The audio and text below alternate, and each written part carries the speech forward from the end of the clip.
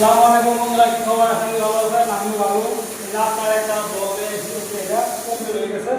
Basic এটা complete হয়ে গেছে। এই যে একটা হলো আপনার কনভিনসার, এটা কমপ্লিট হয়ে গেছে। এখন লাগে যে খাওয়ার দেখছেন কমপ্লিট। পানি থেকে সব শেষ করে গেলাম। আবার এজন্য যে গিজারের কন্ডিশন, গিজারটা লাগিয়ে দিয়েছেন। তারপর আবার বিভিন্ন ছিল